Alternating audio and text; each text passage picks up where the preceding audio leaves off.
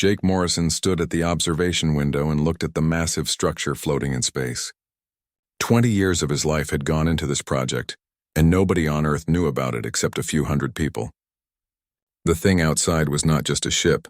It was a weapon the size of Earth's moon, and it could destroy entire planets if needed.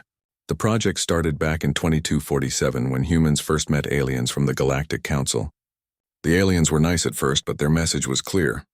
Humans were allowed to exist, but they had to follow rules. Earth got a small piece of space to call their own, and they could not expand beyond 12 star systems. The Council's military force, called the Vraxian Empire, made sure everyone followed the rules, and humans were treated like children who needed supervision.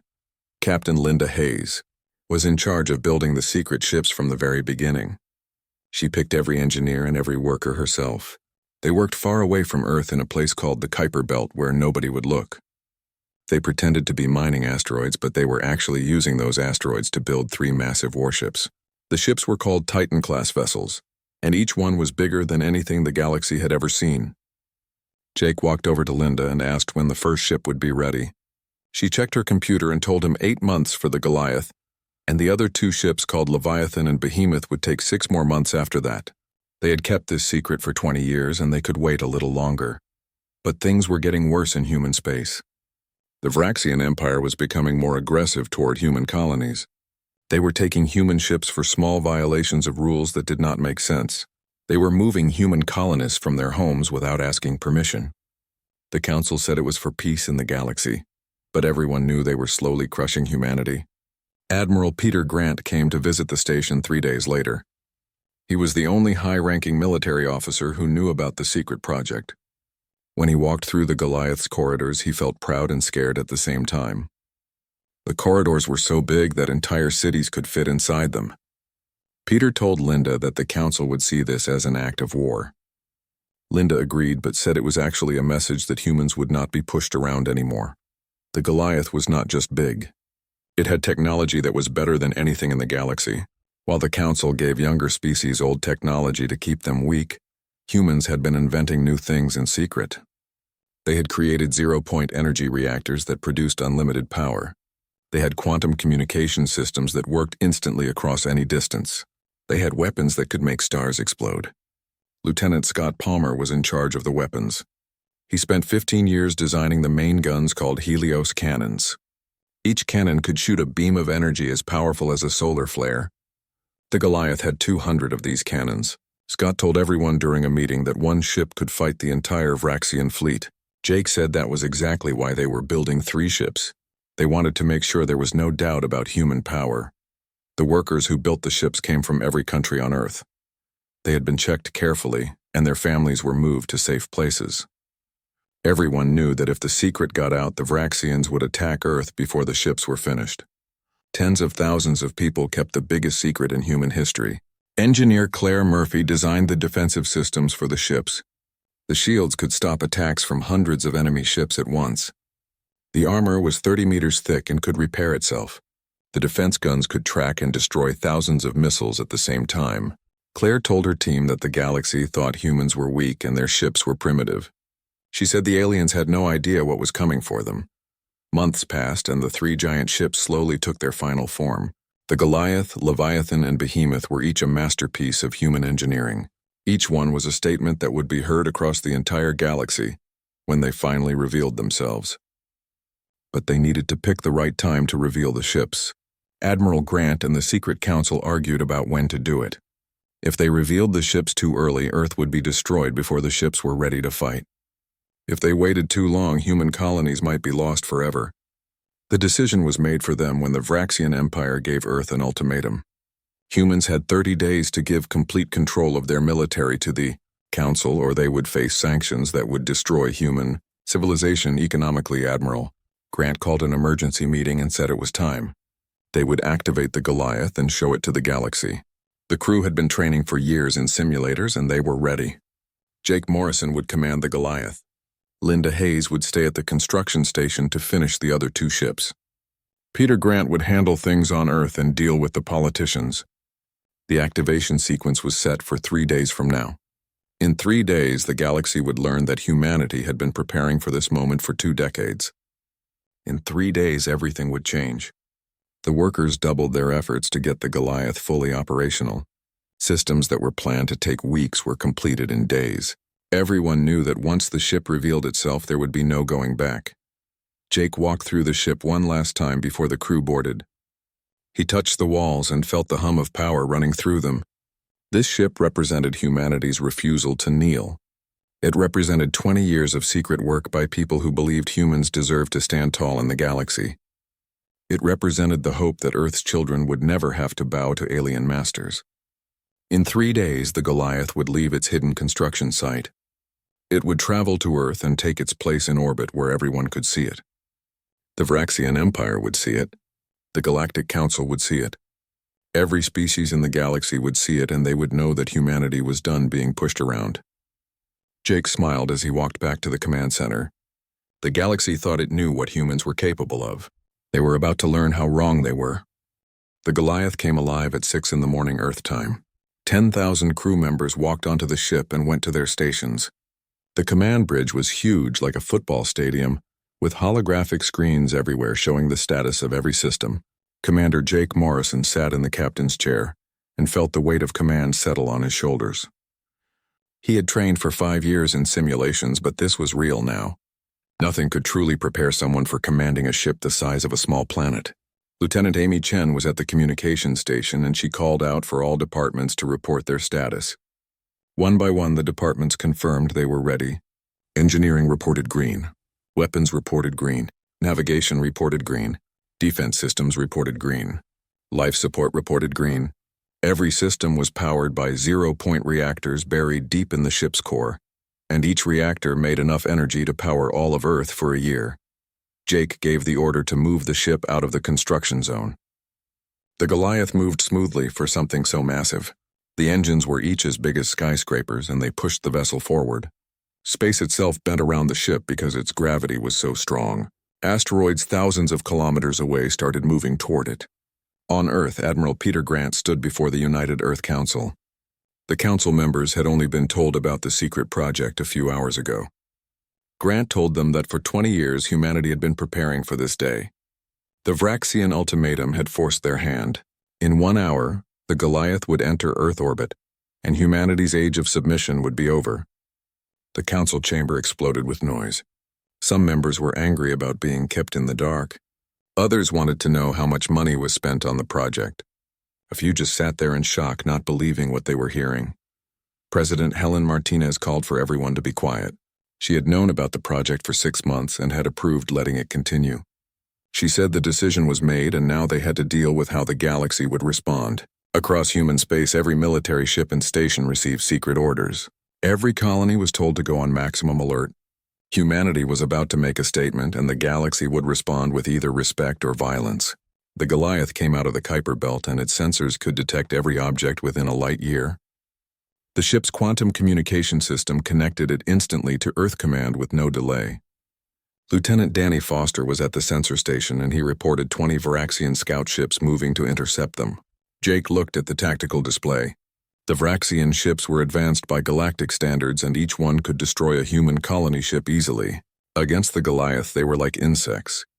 Jake told Amy to open a communication channel. The Vraxian commander appeared on screen, and his 4 eyes went wide when he saw how big the human ship was. The alien told Jake that his ship was violating council rules and needed to power down weapons and prepare to be boarded. Jake smiled a little and told the Vraxian commander to withdraw to a safe distance. He said this was the only warning they would get. The Vraxian got angry and said humans dared to threaten the Vraxian Empire. He said they would crush the primitive human vessel and then burn human colonies as an example to other young species who got too bold. Jake told Amy to send the Goliath's complete specifications to the Vraxian fleet. He wanted them to see exactly what they were facing. The data transmission took 3 seconds, and in that time, the Vraxian commander's face changed from arrogance to disbelief to fear. The alien whispered that it was impossible because no species had the resources to build something like this. Jake told the commander again to withdraw. He said humans did not want to fire the first shot, but they would defend themselves if needed. The Vraxian ships hesitated, and their commanders were probably frantically calling their superiors for orders. Finally, the alien ships began pulling back, But they kept watching the Goliath from a distance as it continued toward Earth. When the Goliath entered Earth orbit, every major city on the planet stopped. People flooded into the streets and stared at the sky where the massive vessel looked like a second moon. It was covered with weapons and surrounded by a shimmer of shield energy. News broadcasts struggled to describe how big it was. Commentators compared it to every large structure in human history, and none of them were big enough. The Goliath was larger than many countries. It had more weapons than every weapon humanity had ever built in all of history combined. On the Galactic Council's homeworld, alarms were going off everywhere. Council members from a dozen alien species gathered for an emergency meeting. They watched footage of the human ship with growing alarm. High Counselor Zraxis of the Vraxian Empire slammed his hand on the table and said this was an act of war. He said humans had violated every treaty and every agreement. He demanded they respond with overwhelming military force. But other council members were more careful. Counselor Mira of the Stellari Collective spoke up and said they had pushed humanity too far. She said they had treated humans as inferior beings and restricted their growth. Now humans had shown them the price of that arrogance. The debate went on for hours while the galaxy watched and waited. Back on the Goliath, Jake walked through the corridors talking to his crew. They had been at battle stations for hours and he wanted to make sure everyone was holding up. He visited the engineering section and asked Claire Murphy how her teams were doing.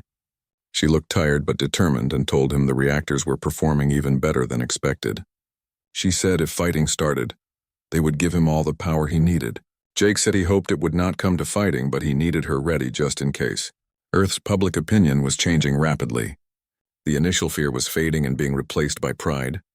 Humanity had stood up to the galaxy and had not backed down. Support for the government reached record highs in the polls. The Vraxian scout ships kept their distance, but they did not leave the system. More alien ships were jumping in every hour as word spread across the galaxy. Everyone wanted to see the impossible human vessel with their own eyes. Some species sent messages of support. Others sent warnings. The galaxy was holding its breath, waiting to see what would happen next. Jake knew this standoff could not last forever. Eventually, someone would make a move, and when they did, everything would explode into violence or humanity would win its place in the galaxy through strength alone. He sat in his command chair and waited for the next move. The Goliath hummed with power around him, ready for whatever came next. The Galactic Council sent their answer within 2 days. A fleet of 300 warships jumped into the Sol system. The fleet was led by the Vraxian Empire's biggest ship called the Destroyer of Worlds. It was a kilometer long and had conquered 12 rebellious species in the past. Admiral Peter Grant watched from Earth Command as the Council fleet arranged itself around the outer solar system. They were clearly trying to trap humanity and show that even with the Goliath, Earth was still at their mercy. Major Katie Price told Grant they were receiving a transmission from the Council fleet. High Counselor Zraxis appeared on the holographic display, and his reptilian face was twisted with anger. He told humans they had committed an act of aggression against the peaceful galactic order. He demanded that humanity immediately surrender their planet killer vessel to Council authority or face military action. Grant stood firm and told Zraxis that the Goliath was a defensive vessel. He said humans had violated no treaties because they were never allowed to sign the weapons restrictions in the first place. He reminded Zraxis that Earth was excluded from full Council membership. Zraxis hissed that Grant was playing with words and said humans threatened the stability of the galaxy. He said the Council could not allow any single species to have so much power. Grant shot back that the Vraxian Empire controlled half the Council's military and asked where the concern about balance was then. On the Goliath, Commander Jake Morrison watched the standoff carefully. His tactical officers had studied every ship in the Council fleet and analyzed their weapons and defenses. They had run thousands of combat simulations. The conclusion was clear. The Goliath could defeat the entire fleet, but would take some damage in the process. Lieutenant Danny Foster reported energy spikes from the Council ships. They were charging their weapons. Jake's jaw tightened and he ordered all hands to battle stations. He told his weapons officer to charge the Helios cannons but not to target enemy ships. He wanted them to aim at empty space to show they were ready but not being aggressive. The Goliath's weapon systems came online with a hum that everyone on the ship could feel. 200 Helios cannons rotated into position, and each one glowed with contained energy. Point defense grids activated, and they could track and destroy thousands of missiles at the same time. The Council fleet hesitated when their sensors showed them the power readings. The Goliath shields alone were generating more energy than some species use to power entire planets. On Earth, people were divided between panic and pride. Some called for surrender because they feared humanity's boldness would lead to extinction. Others cheered and were happy to finally see their species stand tall against those who had oppressed them. President Helen Martinez addressed the entire world. She said humanity stood at a crossroads. For decades, they had bent their knee to the Council and accepted restrictions and allowed themselves to be treated as lesser beings. Today, they were showing the galaxy that humanity would not be intimidated anymore. She said they offered peace but would not surrender their sovereignty. Captain Linda Hayes watched from the orbital construction station, where the Leviathan and Behemoth were almost finished. If fighting broke out, those ships would be vulnerable. She ordered her crews to work faster, knowing that two more planet-sized vessels would make humanity's position unbeatable. The standoff stretched into its third day, and neither side was willing to fire the first shot, but neither was backing down. Diplomatic channels were burning with heated arguments. Smaller Council member species were quietly reaching out to Earth and expressing support, but they were unwilling to openly defy the Vraxian Empire. Then the situation got worse. Long-range sensors detected 3 Vraxian battle groups jumping into the system, and each group had 50 ships. The Council was reinforcing their fleet and preparing for a potential assault. Jake reported to Admiral Grant that they were now outnumbered 8-1. Grant asked bluntly if Jake could win. Jake looked at his tactical displays and at the simulations running in real time. He said yes, they could win, but Earth would take damage from any ships that got past the Goliath. He also said they would have to reveal all their capabilities, which meant losing their strategic advantage for the future. Grant asked for recommendations. Jake said it was time to show the galaxy the Leviathan and Behemoth. Even if those ships were not fully operational, their presence would change the math. Grant made the decision in seconds and told Jake to do it. The 2 incomplete Titan-class vessels fired their engines for the first time. They were less polished than the Goliath, with some sections still exposed to space and weapon systems not fully integrated. But they were massive, and they moved with the same grace as their sister ship. When the Leviathan and Behemoth appeared alongside the Goliath in Earth orbit, the galactic news networks exploded. Humanity had not built one planet-sized warship. They had built 3, and maybe more were coming. High Counselor Xeraxis watched the footage and could not believe his eyes. His military advisors were frantically recalculating their battle plans. 3 Titan-class vessels changed everything. The Council fleet might destroy 1 ship or maybe 2 if they were willing to accept massive losses. But 3 ships meant the Council fleet would be annihilated. Xeraxis sat in silence for a long moment. His empire had ruled the galaxy for centuries through military might. Now a young upstart species had built weapons that made his fleet look weak. He had 2 choices.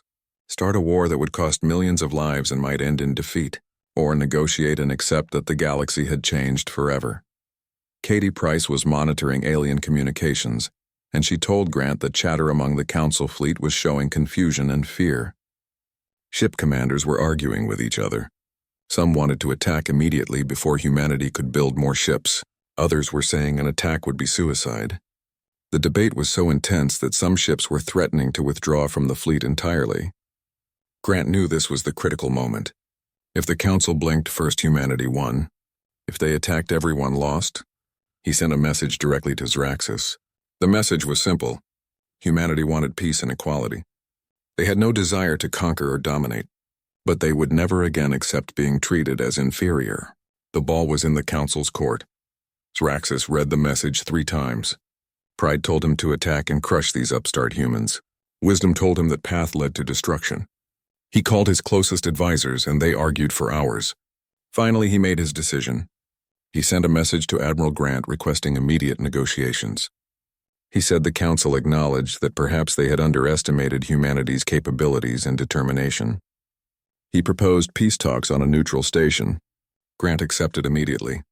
The galaxy breathed a collective sigh of relief. War had been avoided, at least for now, but everyone knew the universe had changed. Humanity had forced its way to the table through strength and courage, and nothing would ever be the same again. The peace talks happened on a neutral station in orbit around Mars. Admiral Peter Grant led the human delegation along with President Helen Martinez and a team of diplomats who had studied galactic politics for years. The council sent High Counselor Zaraxis and representatives from all the major member species.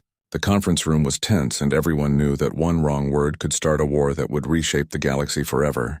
Zaraxis spoke first, and his tone was more measured than before. He told Grant that the council acknowledged they may have underestimated humanity's capabilities. However, he said they had to understand the council's position. The galaxy had been peaceful for 3 centuries because they maintained order. The human vessels threatened that order. Grant leaned forward and spoke firmly. He said the council maintained order by suppressing younger species. They restricted human technology and limited expansion, and treated humans as subjects rather than equals. He said humans built the Titan-class vessels because they refused to live under the council's control any longer. Counselor Mira of the Stellari Collective spoke up, and her voice carried genuine concern. She said they understood human grievances. Many of them had argued for years that the council's treatment of emerging species was too harsh. But she asked if there was not a middle ground between submission and building weapons that could destroy worlds. President Martinez responded that these were not weapons of mass destruction. They were defensive platforms designed to ensure that no one could threaten Earth ever again. If the council had treated humans fairly from the beginning, none of this would have been necessary. The negotiations went on for hours, and then days. The council wanted guarantees that humanity would not use the Titan-class vessels for aggression.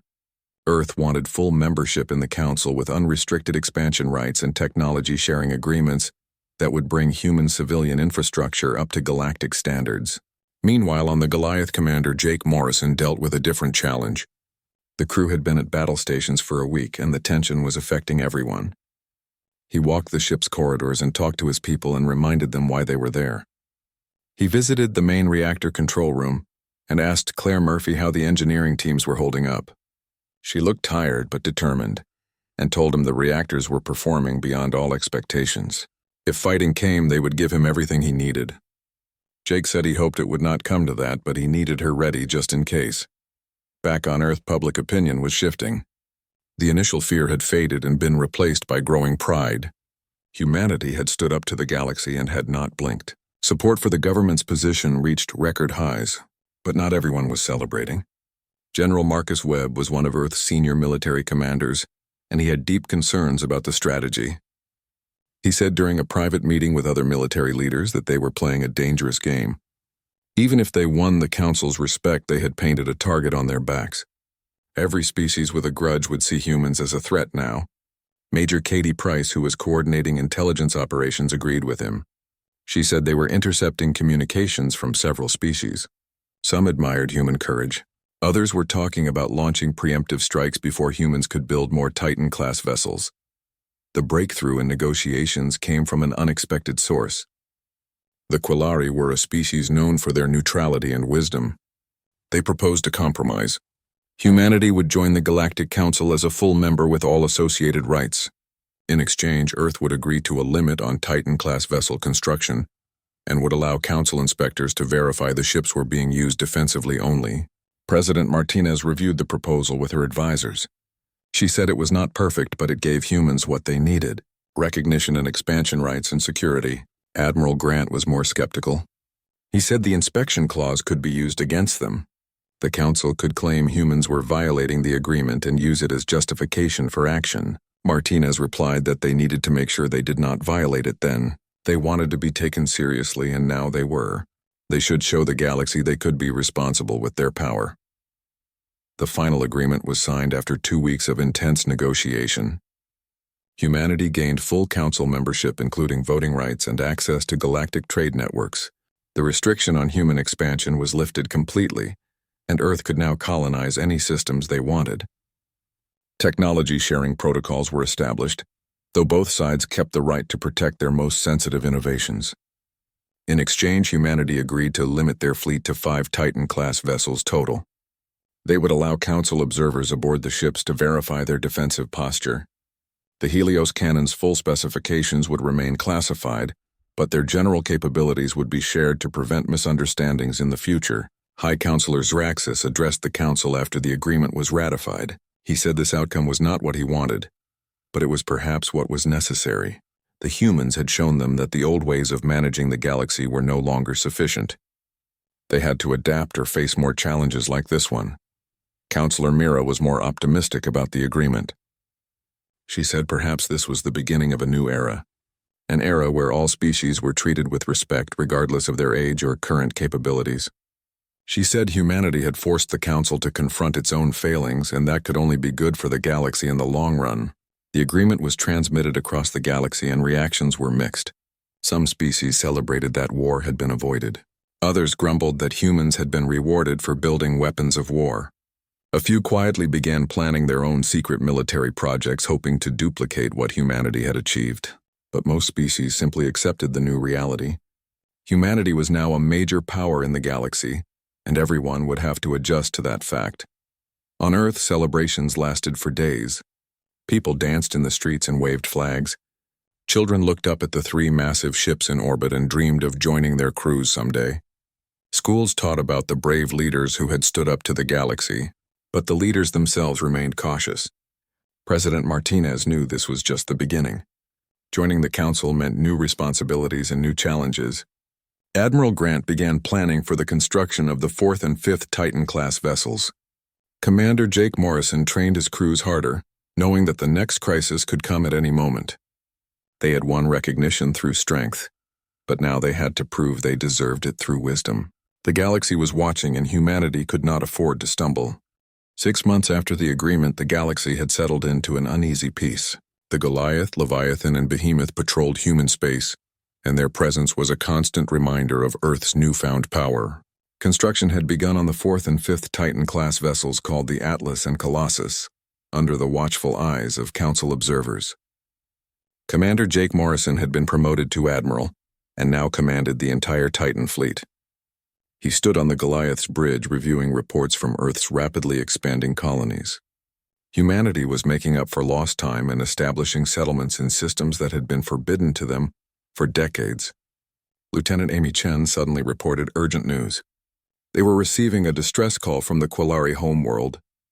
The peaceful species that had helped negotiate the human treaty was under attack by something called the Krell Swarm. The Krell were a mystery to most of the galaxy. They were a hive-minded species that periodically erupted from the galactic core to consume resources before retreating back into the depths of space.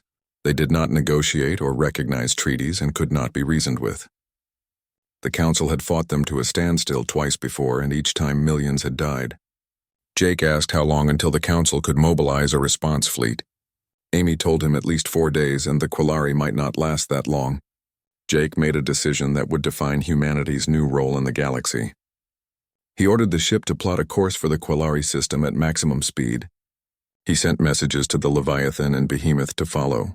They were going to show the galaxy what these ships could really do when defending the innocent. The 3 Titan-class vessels jumped to faster than light. Travel in their massive forms disappeared from Earth orbit in flashes of twisted space. They covered distances that would take normal ships weeks in a matter of hours. They arrived at the Quillari homeworld to find it under siege by hundreds of Krell bioships.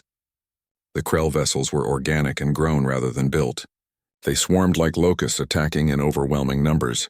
Individual ships were small, but they attacked in waves that wore down defenses through sheer numbers. The Quillari defense fleet was being torn apart, and their elegant ships were no match for the savage efficiency of the swarm. Jake gave the order for all weapons to fire at will. He said priority targets were any Krell ships approaching population centers on the planet below. The Helios cannons unleashed their fury, and beams of concentrated energy lanced through space.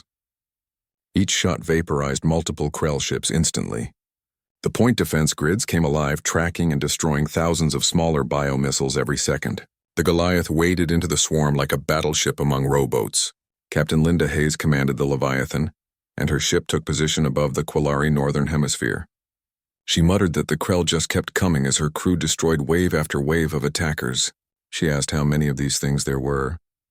Admiral Peter Grant was now commanding the Behemoth, and he had the answer. Long-range sensors showed a Krell hive ship in the outer system. That was what was spawning all these smaller vessels.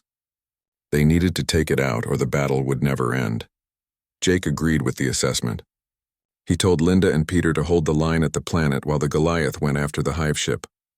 The Goliath broke away from the main battle and accelerated toward the massive organic structure lurking at the edge of the star system. The hive ship was the size of a large asteroid, and it pulsed with bioluminescence as it continuously spawned more attack craft. Lieutenant Danny Foster said the thing was revolting, and reported it was launching interceptors by the thousands. Jake ordered shields to maximum power. He told his weapons officer to focus all forward Helios cannons on the hive ship's core. They were going to burn it from the inside out. The Goliath plunged into the swarm of Krell interceptors, and its shields flared as bioacid and plasma weapons impacted against them. The human ship's point defense systems destroyed hundreds of attackers every second, but more kept coming in endless waves.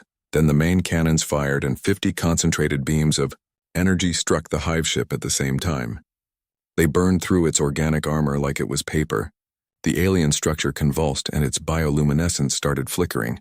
The Goliath fired again and again, pouring unimaginable amounts of energy into the target. Finally, the hive ship exploded in a massive cascade of organic debris that spread across thousands of kilometers. With their spawn point destroyed, the Krell swarm lost all coordination. The surviving bioships began retreating and fleeing back toward the galactic core. The battle was over, and humanity had won. The Quillari government praised humans as saviors and heroes. Council observers aboard the Titan-class vessels sent back reports of the engagement. They described how the human ships had defeated a Krell incursion that would have required a full Council fleet to stop, and even then with heavy losses. The political effects were immediate and far-reaching. Species that had viewed humanity's rise with suspicion now saw them as potential protectors. Others resented that humans had succeeded where the Council had struggled for centuries. But no one could deny the effectiveness of the Titan-class vessels anymore. High Counselor Zaraxis, to his credit, publicly acknowledged humanity's contribution. He said the humans had proven their vessels were not weapons of conquest but tools of defense. They had honored the agreement, and in doing so had saved countless Quillari lives. On Earth, the victory was celebrated with parades and festivals. But the leadership understood they had crossed another threshold. Humanity was no longer just defending itself.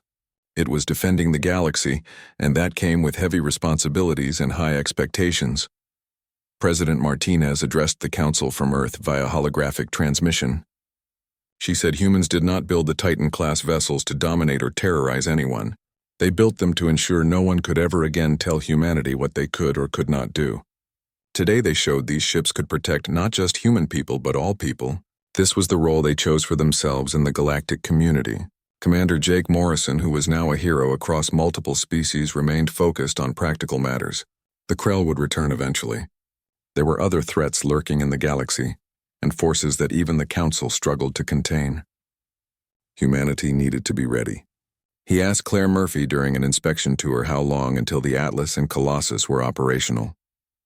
She told him 18 months for both vessels, and added that the Council had approved their request to share some defensive technology with member species. They were going to help other species upgrade their fleets. Jake nodded because it was the right move. Humanity's security did not just depend on having the biggest weapons. It depended on having allies who could stand with them when threats emerged from the unknown. As the Goliath returned to Earth orbit, Jake looked out at the planet below. In just a few years, humanity had gone from being a restricted, barely tolerated species to a major galactic power. The journey had been dangerous and the risks had been enormous, but they had succeeded. The galaxy would never again underestimate humanity. The secret was out, and the planet-sized warships had emerged, and the balance of power had shifted forever. Earth's age of submission was over, and now began the age of responsibility, as humanity learned that true strength was not just about having powerful weapons, but knowing when and how to use them. The story of the Titan-class vessels would be told across the galaxy for generations to come, not as a tale of conquest or domination, but as a reminder that underestimating any species, no matter how young or seemingly weak, could have profound consequences. The humans had emerged in secret and built their mighty ships in silence, and when they finally revealed themselves, they changed the galaxy forever and made it clear that humanity had arrived to stay.